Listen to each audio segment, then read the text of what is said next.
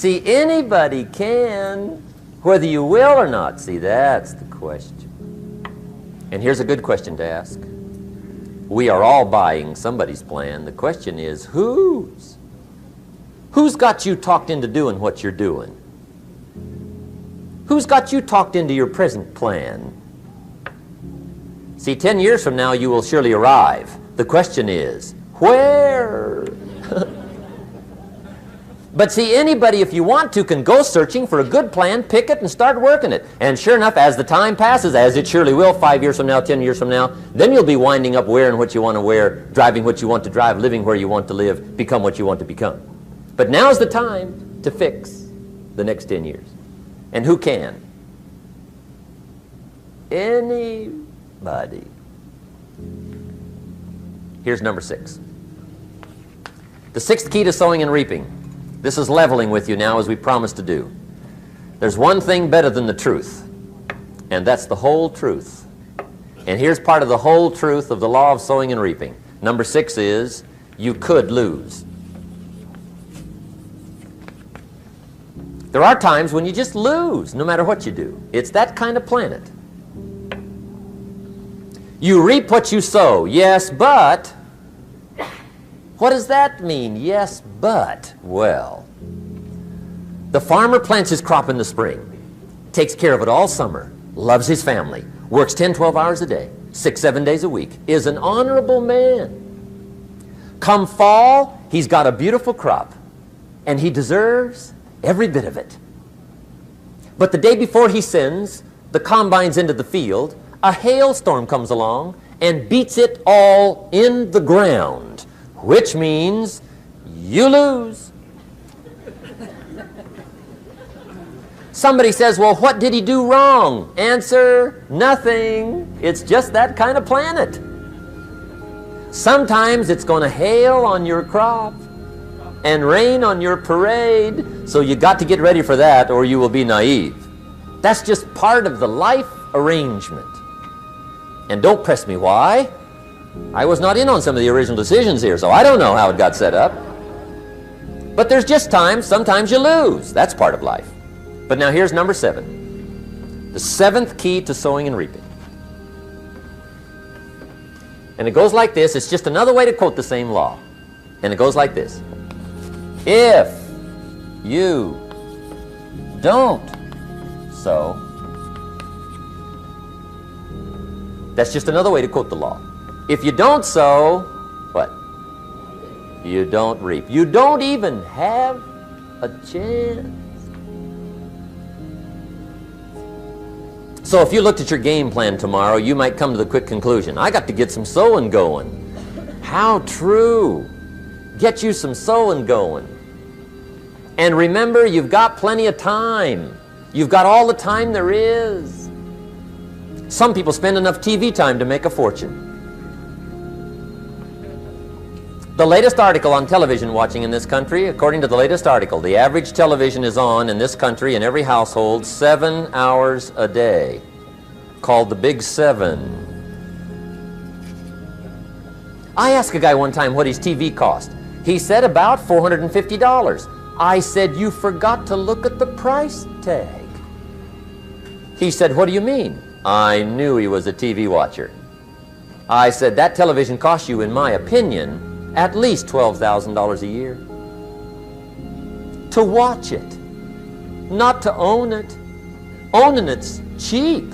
Watching it is what's expensive.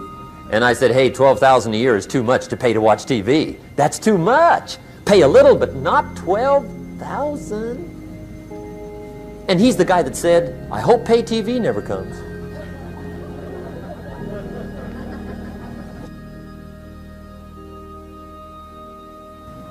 Okay, we're trying to cover an awful lot tonight, I realize that, but my time schedule is such that we just have to sort of give it all to you and let you sort the rest out. I wish we had plenty of time for questions and answers and that whole thing, but our time is just limited. But we are trying to go through an awful lot, I realize that. But looks like everybody's getting it. This is about the note-takingest crowd I've seen in a long time. Incredible. Does anybody have 5 pages yet? Anybody? Oh, fantastic. Incredible. Okay. Maybe you heard the story about the preacher down in Texas, southern part of the country. He was an evangelist back in the horse and buggy days. And he was very good at being an evangelist, and a lot of people used to come and hear him preach. And one day he put up his tent in one of these Texas towns and expected a big crowd as usual, come hear him preach. And he got there first night of the tent revival, walked in, 7:30, time to start. And to his surprise, the tent was empty. He thought, well, something must be drastically wrong. So he waited till 7:45, nobody showed up. 8 o'clock, zip. Finally, 8:15, one lone cowboy wandered up on his horse, tied his horse up outside, came in, sat down on the front bench, right, waiting for something to happen. The preacher thought, well, at least I better go down and talk to the cowboy. So he walks down, talks to the cowboy, and he says, "Cowboy, I'm the preacher." And he said, "I don't know what to tell you. Something's gone wrong." He said, "This tent was supposed to be full of people." He said, "I'm embarrassed." He said, "You're the only one that showed up." And he said, "I really don't know what to do." And the cowboy said, "Well, I'm not a preacher, so I really can't tell you what to do." You know, he said, "I'm just a cowboy." But he said, "I know this, if I went out to feed my cattle and only one showed up, I'd at least feed it." The preacher thought, hey, the cowboy is right. If you've got a good idea to share, you should share it, if there's 1 or 1,000. So he got kind of inspired by this conversation, and he jumped up on the platform and started to preach, as if the tent was full of people, just exploded. And he went for an hour and 15 minutes, just kept rolling. Finally, he quit. And when he finished, he came down off the platform, talked to the cowboy again. He says, "Well, cowboy, what did you think of my sermon?" And the cowboy said, "Well, I'm not a preacher, so I really can't tell." You know, he said, "I'm just a cowboy." But he said, "I know this, if I went out to feed my cattle and only one showed up, I'd feed it, but I wouldn't dump the whole load on it."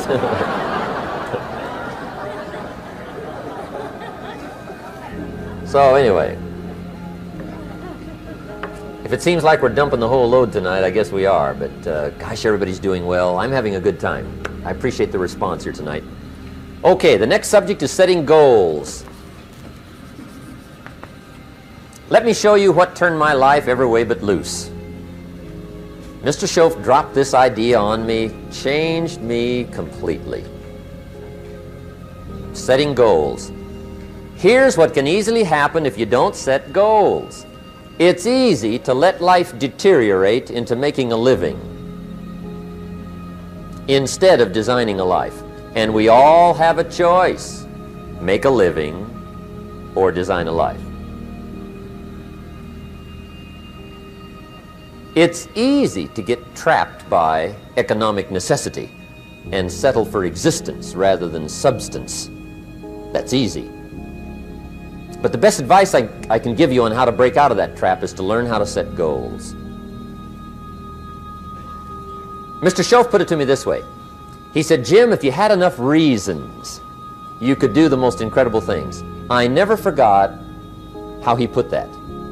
If you have enough reasons. See, reasons will change your whole life. Mr. Schoaf said to me, he said, "Mr. Rohn, I think you've got plenty of intelligence, you've got plenty of talent, you've got plenty of ability. Probably what you lack is plenty of reasons." He said, "I don't think your current bank balance is a true indication of your level of intelligence." I was happy to hear that. He said, "I think you're much smarter than your present bank balance indicates." And that turned out to be true. I was much smarter. But of course my first question was, well then why isn't it bigger? And he said, "You don't have enough reasons. You've got enough intelligence, but not enough reasons." So see, reasons can change your life. Here's what else I found out. Reasons come first, answers come second. You don't get the answers to do well till you get the reasons. Life has a mysterious way of hanging on to all the answers and only gives them up to the people that are inspired by reasons. So reasons make the difference in how your life works out. Now, what are some of the reasons for doing well? Let's go through a quick list called Reasons for Doing Well. First is personal reasons. Some people do well for recognition. Some people do well for respect. Some people do well for the way it makes them feel. They love the feeling of being a winner. Those are good reasons. I have some millionaire friends that keep working 10, 12 hours a day, making more millions. And it's not because they need the money. It's because they need the joy and the satisfaction and the pleasure that comes from being a constant winner. And see, it's not just the money anyway. It's the journey, not the money. Once in a while somebody says to me, boy, if I had $1 million, I'd never work another day in my life. That's probably why the good Lord sees to it they don't get their million, right? They'd quit. They'd quit. Okay. Next is family reasons. Some people do extremely well for other people, and that's powerful. Human beings can greatly affect each other. Sometimes we will do things for somebody else we will not do for ourselves. We're made that way. I met a man one time who said, Mr. Rohn, to do all the things I want to do with my family around the world, he said, I got to have at least $250,000 a year. I thought, incredible. Could a guy's family affect him that much? And the answer is, of course.